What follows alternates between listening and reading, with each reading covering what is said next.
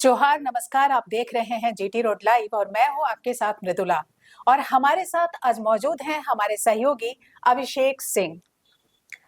अभिषेक जी, जी कांग्रेस ने नई कमेटी की घोषणा कर दी है। जी केशव महतो कमलेश के आने के बाद लगभग 20 महीने हो गए थे उनको आए हुए। काफी समय से लंबित पड़ा था ये मसला और अब जाके उन्होंने रविवार को कमेटी की घोषणा कर दी, ऑल इंडिया कांग्रेस के अप्रूवल के बाद। जी उसमें प्रदेश कार्यकारी अध्यक्ष का पद भी उन्होंने हटा दिया और शायद 6 नई कमेटियों की घोषणा की है। जी तो क्या लगता है इस फेरबदल से कांग्रेस ने जो बदलाव लाया है, इस पर आप क्या कहेंगे? जी बिल्कुल। और ये बहुत जरूरी भी था, न सिर्फ झारखंड में बल्कि आप कांग्रेस की जो देश भर की स्थिति है उसको देख लीजिए। जी, लगातार पिछले कुछ महीने या एक साल के दरमियान जो चुनाव हुए, चाहे बात बिहार चुनाव की करें, अभी आसाम की भी जो है मतगणना हो रही है, बंगाल भी आप देख लीजिए, तो लगातार कांग्रेस का जो ग्राफ है वो गिरता जा रहा है।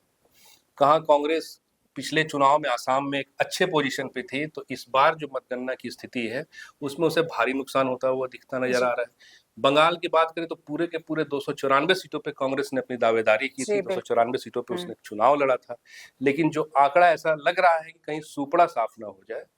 तो स्थिति अगर झारखंड की हम बात करें तो झारखंड में भी केशव महतो कमलेश अगस्त 2024 में जब वो प्रदेश अध्यक्ष बने थे, जी, तब से ऐसी बातें हो रही थी कि बहुत जल्द ही जो है कांग्रेस की जो कमेटी है उसकी गठन कर दिया गठन हो जाएगा। जाएगी, स्थापना की जी, जाएगी फिर से। और इसके पहले भी अगर आप देखिएगा तो 2016 में सुखदेव भगत थे, तब कमेटी की गठन हुई थी। उसके बाद लगातार 6 साल तक मामला ये धीरे धीरे हाँ लंबित हो रहा था। लंबित रहा। जी, फिर 2022 में जब राजेश ठाकुर प्रदेश अध्यक्ष बने, तब उन्होंने कमेटी की गठन की थी। फिर एक आप गैप देख रहे हैं, जी, 2026 में लगभग 4 सालों के बाद केशव महतो कमलेश ने पार्टी की कमेटी की घोषणा की। जी, लेकिन देखने वाली बात है कि यहाँ फिर से ये सवाल उठ रहा है कि क्या ये जो कमेटी की घोषणा हुई है, जी, जी, ये कमेटी की घोषणा को लेकर के कार्यकर्ताओं में भी और जो संगठन से जुड़े नेता हैं उनमें भी बहुत सारी उम्मीदें उत्साह थी है कि और भाई जी, उम्मीदें थी। जी, वो जी, इसलिए थी कि आने वाले समय में उन्हें भी जो है एक उचित स्थान शामिल किया मिलेगा, जाएगा। शामिल जी, किया जाएगा या उस तरह का सम्मान मिलेगा। लेकिन आप देखिए तो यहाँ भी कांग्रेस में परिवारवाद जो है वो तेज होता दिख रहा है। जी, ऐसा मैं इसलिए कह रहा हूं कि अगर आप आंकड़ों पर नजर डालिएगा तो जहां सुबोध कांत सहाय को डिलिमिटेशन कमेटी में रखा गया है, जी, वहीं आप देख लीजिए कि उनके भाई सुनील सहाय, उनको इलेक्शन मैनेजमेंट कमेटी में रखा गया है। जी, और बिल्कुल। साथ ही साथ उनकी जो बेटी हैं यशस्वी सहाय। यशस्विनी जी, सहाय, उन्हें भी कोऑर्डिनेशन कमेटी में रखा गया है। अगर और आगे हम बढ़े तो देखिएगा कि बन्ना गुप्ता जहां इलेक्शन कमेटी में है, वहीं उनकी जो पत्नी है सुधा गुप्ता, जी, उनको कोऑर्डिनेशन कमेटी में स्थान दिया गया है। इस तरह से और आगे चलिए आप तो देखिए बेरमो विधायक अनूप सिंह या जी, कुमार जी, जयमंगल कह जी, दीजिए, उनके जो है भाई कुमार गौरव, अनूप सिंह को तो वाइस प्रेसिडेंट बनाया ही गया है, उनके जी, भाई और उनकी पत्नी अनुपमा सिंह और कुमार गौरव को जी, कोऑर्डिनेशन कमेटी में रखा गया है। तो इस तरह से आप देखिएगा कि कार्यकर्ताओं का जो एक मनोबल है या जी। फिर जो संगठन से जुड़े नेता हैं, उनकी जो अपनी एक कामना रहती है कि भाई पार्टी के लिए हमने इतना समय दिया, इतना वक्त दिया, कहीं न कहीं वो निराश होने लगे हैं। निराश होंगे। तो और क्या है कि जैसा कि अभिषेक जी आपने बताया कि ये परिवारवाद वाली बात, तो ऐसे में क्या संगठन का विस्तार जो हुआ है, ये कितना सुचारू रूप से चल पाएगा या कितना टिक पाएगा या कितना कांग्रेस इसमें आगे बढ़ पाएगी? नहीं लगता है आपको कि इस तरह का नहीं होना जी चाहिए था? आएंगे उस पे, अभी जी, मेरी बात पूरी खत्म नहीं हुई थी। अभी इसमें कुछ और नाम है जो हम आपको बताना चाहेंगे, जी, दर्शकों को बताना चाहेंगे। अंबा प्रसाद, अंबा प्रसाद को जहाँ कैंपेन कमेटी में रखा गया है, वहीं जी, उनकी माता जो निर्मला देवी जी, है, जी, पहले विधायक भी रही है जी, जी। बड़का गांव से, काफी हुँ, चर्चित नाम भी है, हुँ, उन्हें कोऑर्डिनेशन कमेटी में रखा गया है। वित्त मंत्री राधा कृष्ण किशोर के जो सुपुत्र हैं प्रशांत किशोर, जी, उनको लेकर के अभी यूनिवर्सिटी वाला काफ़ी मामला भी चर्चा आपने जी, सुना ही जी, होगा, जी। उन्हें भी पार्टी में स्थान दिया गया है, उन्हें प्रदेश सचिव बनाया गया है। उसके साथ ही साथ आप देखिएगा तो शशि भूषण राय जो बड़े नेता हैं कांग्रेस के, जी, उनके बेटे हिमांशु को भी प्रदेश महासचिव बनाया गया है। इसके साथ ही साथ शिल्पी नेहा तिर्की जो कृषि जी, मंत्री हैं, उनके जी, पिता जो है बंधु तिर्की, बंधु तिर्की। उन्हें भी जो है वो कैंपेन कमेटी में शामिल किया गया है।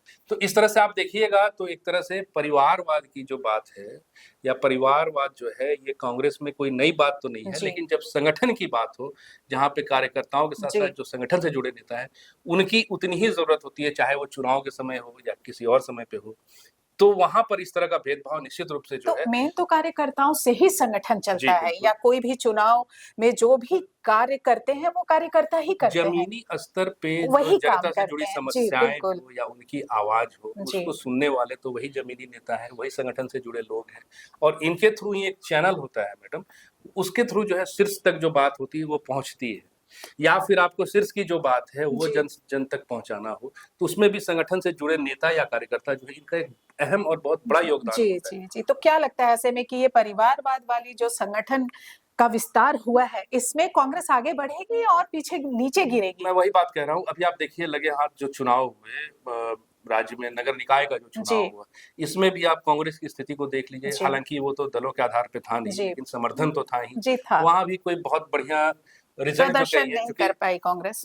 और दूसरी चीज ये है कि इसके साथ ही साथ उपचुनाव भी जो हुआ हम्म। वहां पर भी आप देखिए तो हालांकि वहां पे जेएमएम के ही कैंडिडेट जो थे सोमेश सोरेन उन्होंने जी चुनाव लड़ा था, लेकिन बावजूद इसके वहां भी विद्रोह काफी था, जो प्रदीप बाल मुझे सामने चले आए जी थे, जी जी आपको जी वो भी याद होगा। तो एक कोऑर्डिनेशन का अभाव तो दिखता है निश्चित रूप से कांग्रेस के अंदर में। बिल्कुल।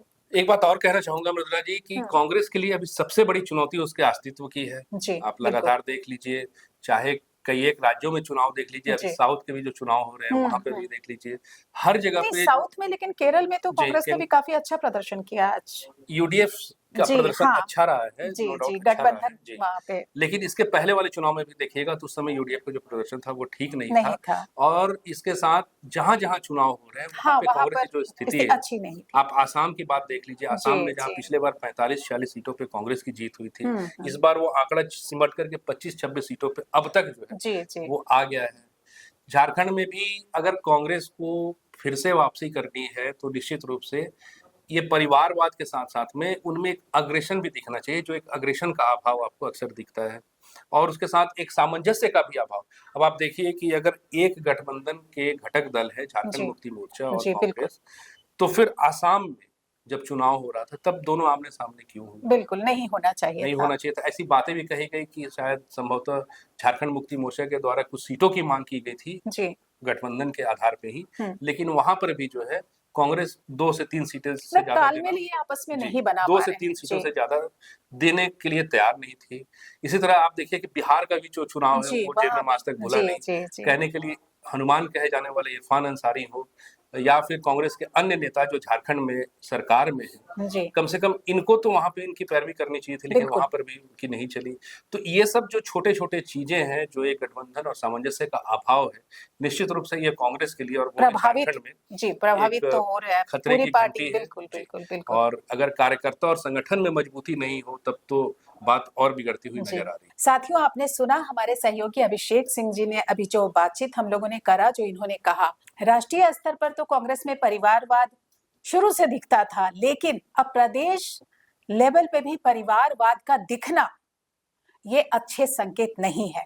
ये परिवारवाद कांग्रेस को आगे बढ़ाएगी या ले डूबेगी, ये तो आने वाला वक्त बताएगा। बने रहिए हमारे साथ। अगर आपने हमारे चैनल को सब्सक्राइब नहीं किया है तो सब्सक्राइब कर लीजिए, हमारे वीडियो को लाइक कीजिए और हमारे फेसबुक पेज को भी फॉलो कीजिए। जय हिंद, जय भारत।